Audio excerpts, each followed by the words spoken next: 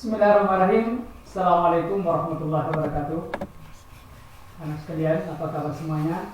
Semoga selalu sehat, selalu dalam lindungan Allah Subhanahu wa taala. Anak sekalian, sekalipun kita dalam proses pembelajaran yang jauh, saya harap anak sekalian tetap semangat ya untuk mengikuti pembelajaran kita pada hari ini. Sebagaimana sekalian lihat pada gambar, anak sekalian sudah bisa menebak apa judul materi kita hari ini.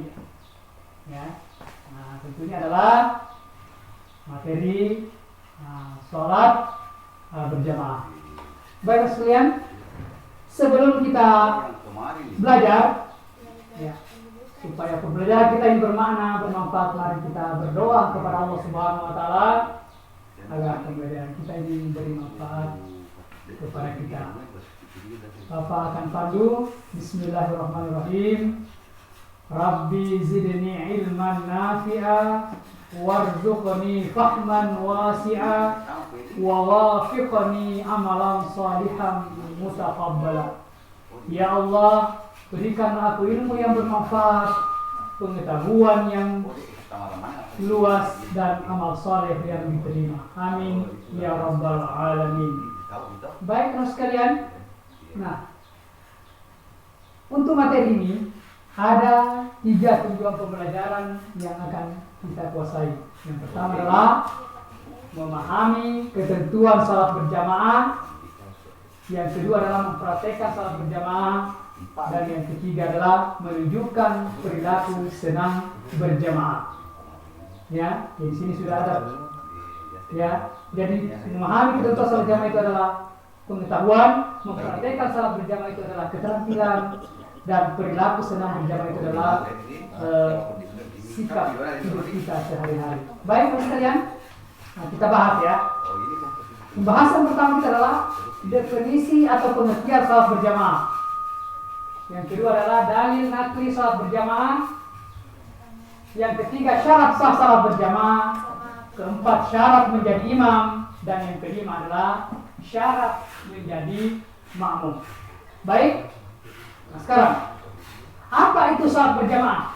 Nah sekalian, kita sudah lihat yang melihat gambar, kita membuat definisi, ya pengertian. Salat berjamaah adalah salat yang dikerjakan oleh 2 orang atau lebih secara bersama-sama.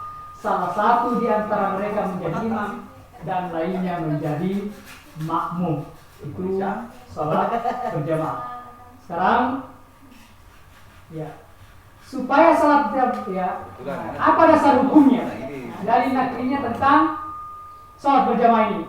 Ini adalah hadis Nabi Sallallahu Alaihi Wasallam. Ya, an Abdullah bin Umar, anna Rasulullah Sallallahu Alaihi Wasallam qala, salatul jamaati tafdulu salatul fazzi bisab'in wa ishrina darajat. Dari Abdullah bin Umar bahwa Nabi Sallallahu Alaihi Wasallam bersabda, salat berjamaah itu lebih utama dibandingkan dengan salat sendiri sebanyak 27 derajat. Ingat, 27 derajat. Beda ya? Oke, itu. Sekarang lanjut. Supaya salat berjamaah itu sah. Nah, apa syaratnya? Tentu ada syaratnya supaya salat berjamaah itu dikatakan sah. Yang pertama adalah ada imam. Ya, pastilah. Yang kedua, makmum berniat untuk mengikuti imam. Yang ketiga adalah salat dikerjakan dalam satu majelis. Ya, artinya dalam satu majelis ya. Bukan di sini satu, di tempat lain satu. Itu beda. Itu bukan salat berjamaah. Kemudian salat makmum sesuai dengan salatnya imam. Nah, ini supaya ini syarat sah salat berjamaah. Sekarang, setelah itu seorang imam ya yang menjadi pemimpin salat berjamaah itu harus memiliki persyaratan-persyaratan. Yang pertama diantaranya adalah 1, dia mengetahui syarat dan rukun salat serta perkara-perkara yang membatalkan salat. Jadi seorang yang harus paham ya apa syarat, apa rukun dan perkara-perkara yang membatalkan salat. Yang kedua adalah fasih di dalam membaca Al-Quran. Ya, maksudnya di antara yang hadis itu dia yang paling bagus bacaan Al-Qur'annya. Yang ketiga adalah paling luas wawasan agamanya di antara yang lain. Ya, jadi saksi pasti baca Quran, dia yang paling luas wawasan agamanya di antara yang lain. Kemudian dia adalah berakal sehat, ya, tidak gila maksudnya. Nah, berakal sehat. Kemudian berikutnya adalah balik. Kemudian dia berdiri pada posisi paling depan. Kemudian seorang laki-laki, ya, seorang laki-laki. Jadi imam itu harus seorang laki-laki. Nah, bagaimana dengan perempuan?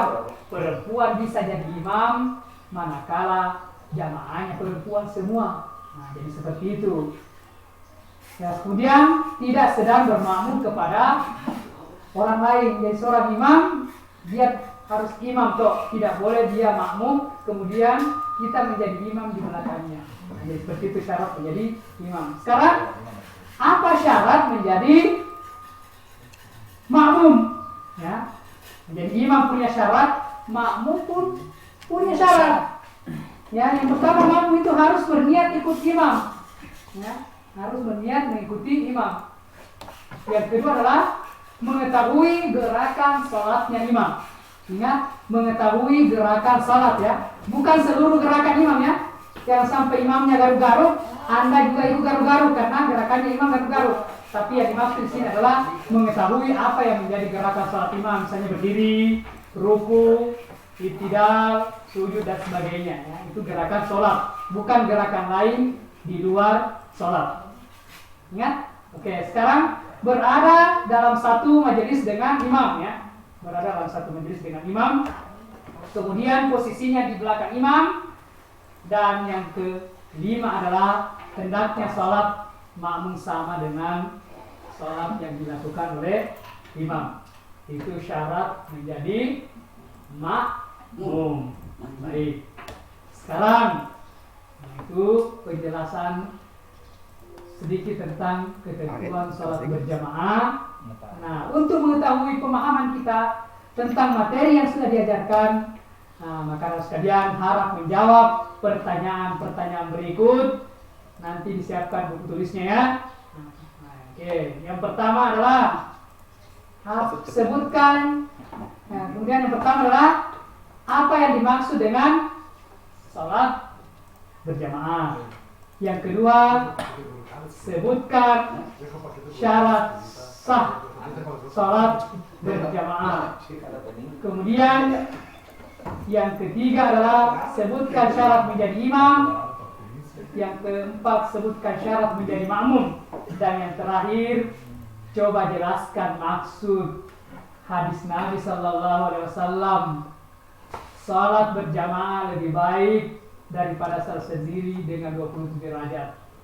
Ya, jadi itu 5 kuis pertanyaan yang anak sekalian harus jawab sebagai bahan anak sekalian untuk mengukur penguasaan materi yang telah kita pelajari. Demikian anak sekalian, semoga tetap semangat, selalu sehat, dan yang terpenting adalah jangan lupa salat berjamaah. Ya, jangan lupa salat berjamaah di rumah. Kalau di rumah, dan bagi laki-laki usahakan datang ke masjid. Ingat loh, 27 derajat. Ya, bedanya kalau sendiri dengan berjamaah. Saya kira demikian sekalian, kita akhiri pertemuan ini dengan bersama-sama membaca hamdalah. Alhamdulillahirrabbilalamin. Wassalamualaikum warahmatullahi wabarakatuh.